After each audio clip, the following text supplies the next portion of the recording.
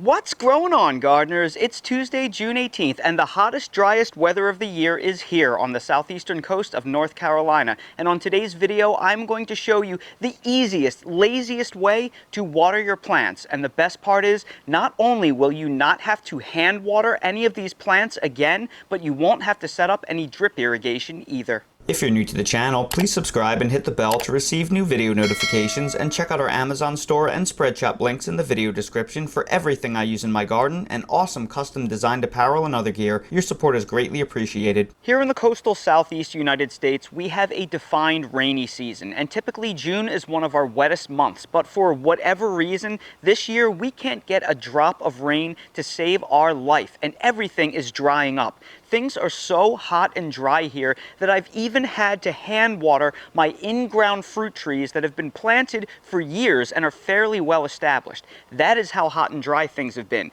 And now I'm starting to know just how so many of you across the country that deal with persistent summer drought feel. You see, I learned many years ago that drought-tolerant fruit trees are a myth. There are no real drought-tolerant fruit trees. For example, fig trees are thought to be drought-tolerant because they grow in the Mediterranean where it is hot and dry and doesn't rain at all during the summer, but in their native habitat, they grow in limestone-rich soil, and those limestone pockets trap water from the rainy season. So even though it doesn't rain in the summers in the Mediterranean, because their spider-like roots dig deep into those limestone pockets, they access that moisture that's built up from the rainy season. So even though it's not raining, they are actually growing in moisture-rich soil. Now here in southeastern North Carolina, I'm growing these fig trees on straight up beach sand. This soil is as sandy as it gets, and it doesn't hold on to moisture. So if I do not deeply water these trees during these hot, dry periods, the trees start coming down with rust,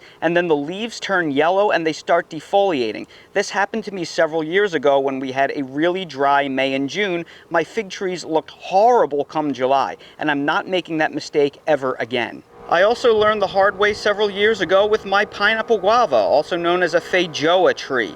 You see, I was told that these were extremely drought tolerant, and while the plant is drought tolerant, it is not drought tolerant as a fruit tree. You see, it was loaded with fruit, and then we went through a 2 or 3 week hot and dry period, and the tree reacted by dropping all of its fruit to go into almost like a drought dormancy period. So I wound up having almost no harvest that year because of it. And my Giambo persimmon tree, well, last year it had a mighty crop on it. But again, we went through a very hot, dry period in late spring, early summer, as is typical, and it started dropping its fruit like crazy. But I did not let that happen this year. I wanted to desperately protect my harvest, so I have taken desperate countermeasures. So basically what I've learned over the years is that if you're growing a fruit tree and then you have a period of prolonged heat and drought where the soil itself loses its moisture, the tree will react by dropping its crop to preserve its moisture levels and kind of go into like a semi-dormancy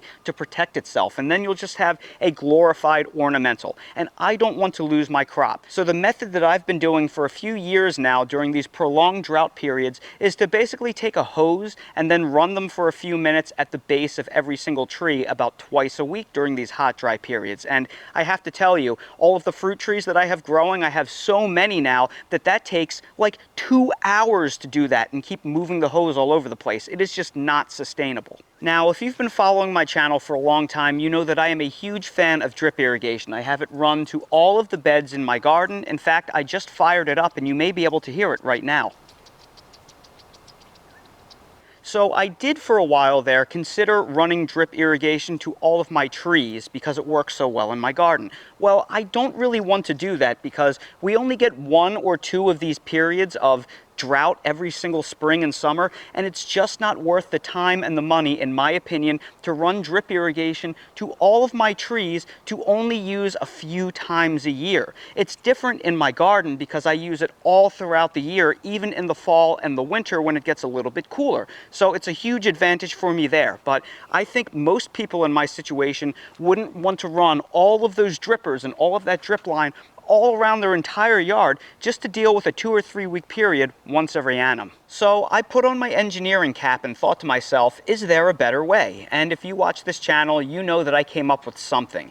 You see, my knee-jerk reaction was to initially look at soaker hose, but I can't stand that stuff because it just doesn't work well. The rubber that they use, it releases almost all of the water in the first 25% of the hose. The next 25% of the hose gets a little bit of the water, and the second half of the hose, it's like it drips nothing. It's really poorly designed, and I've never had any good luck with it. But I think I came up with a better solution. I found an awesome product called sprinkler hose, and I think this is exactly what I'm looking for. I saw this product on Amazon and I just had to give it a try. Now, first off, I did buy this with my own money, so I will be trying this out on this video pretty much in real time. I've never used this before, so if this works really well and you're interested in it, I will place a link down in the video description. Now, it was inexpensive, so I bought a 2-pack of it, which is 2 50-foot hoses. And look, it comes with a manual and it has all of these steel garden staples to try and hold it down. So as you can see, it comes with 2 of them, and you can install it in an orientation that both plugs this up, so you can use this as an individual hose, or you could unplug this and then connect them together, so you can basically install infinite lengths of hoses. So I guess you could install 20 of these in series and have a 1,000-foot long dripper if you really wanted to. But I'm going to try these out one at a time. And oh, this is cool. They also have additional hose ends and washers. That's great. Now, this looks like to be a much better product than soaker hose. That rubber hose, like I said, it's very inefficient.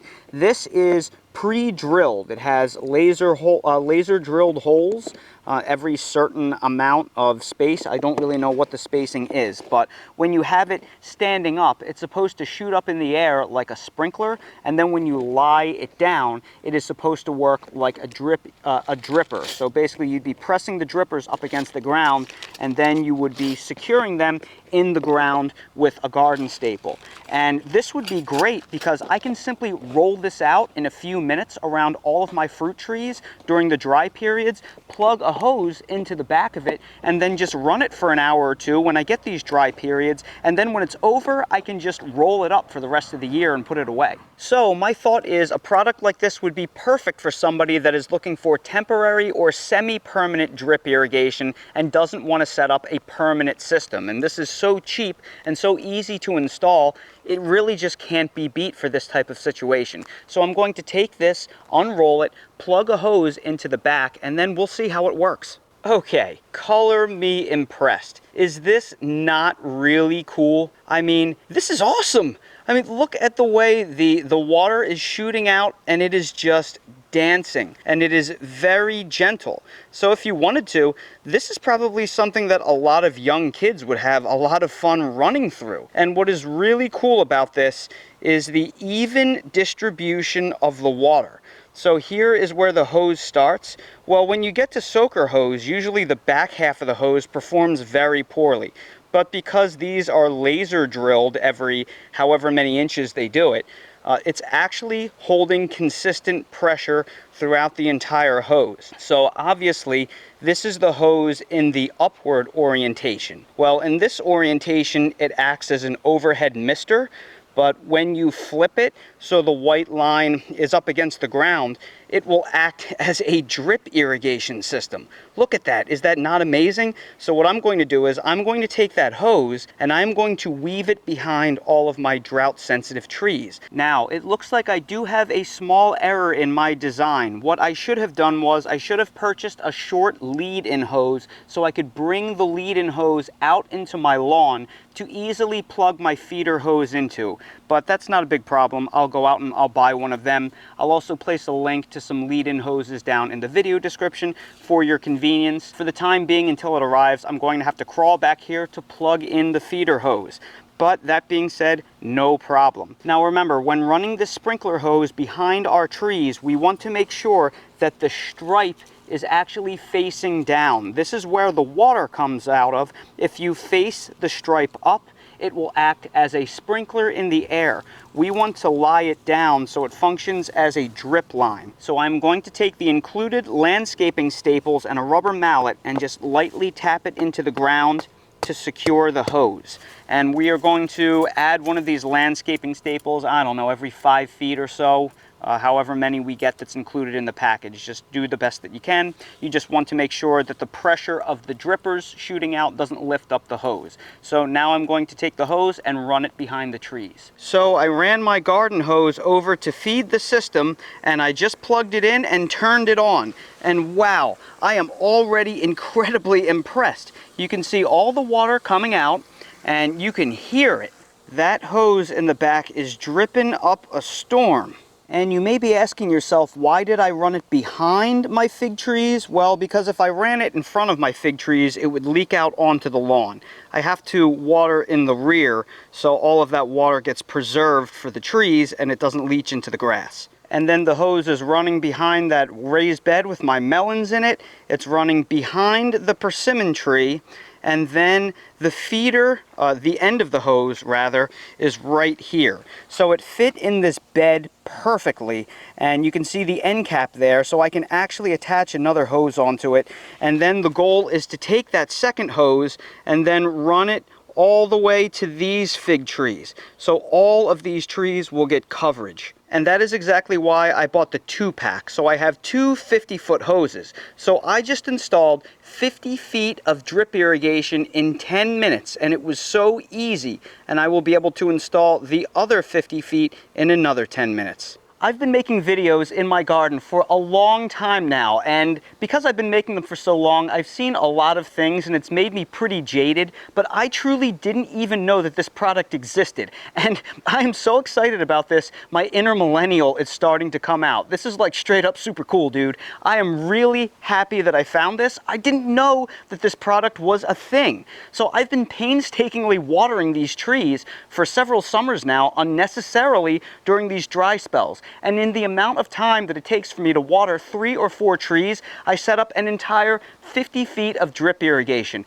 Unbelievable. If you suffer from these same dry spells that I do, I urge you to get a product like this. You can connect as many in series as you want. And if you have a small garden, only a couple of beds, and you don't want to run drip irrigation to those beds, you can consider a product like this as well. Talk about a major time saver, and like I said, I will place a link down in the video description. You won't believe how inexpensive these hoses are. So there you go, folks. If you're like me and you're suffering from a prolonged dry spell, or you just have hot, dry summers in general, and you don't want to run drip irrigation everywhere to all of your landscaping, consider these sprinkler hoses. They are absolutely incredible, and they are incredibly affordable as well. Now, if you do want to run drip irrigation and you want to go big and have a true system running, which I recommend you do if you live in places that are always dry, like the desert Southwest, or if you live in a place with a defined dry season, like in Central and South Florida, it's probably worth your time to have true drip irrigation installed.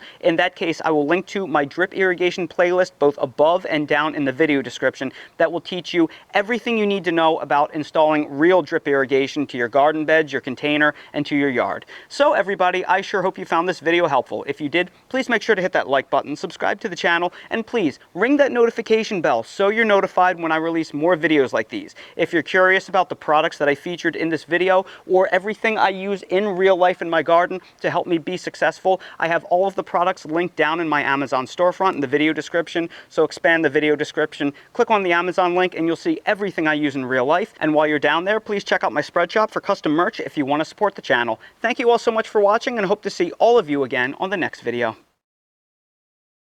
Dale, what are you doing back there? Come on, buddy. I don't want you finding a rat or a snake or something. That nose never stops with you, does it? It's going to get you in trouble one of these days.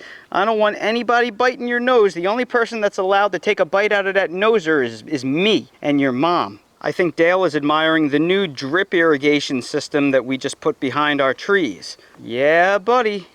We have to keep the trees nice and cool and well irrigated, right, my friend? Hey, Dale. Are you starting to get hungry, buddy? It's just about time for dinner. The sun is setting. We gotta get Dale his hungries. Oh, look at that tail go. Somebody wants his dinner.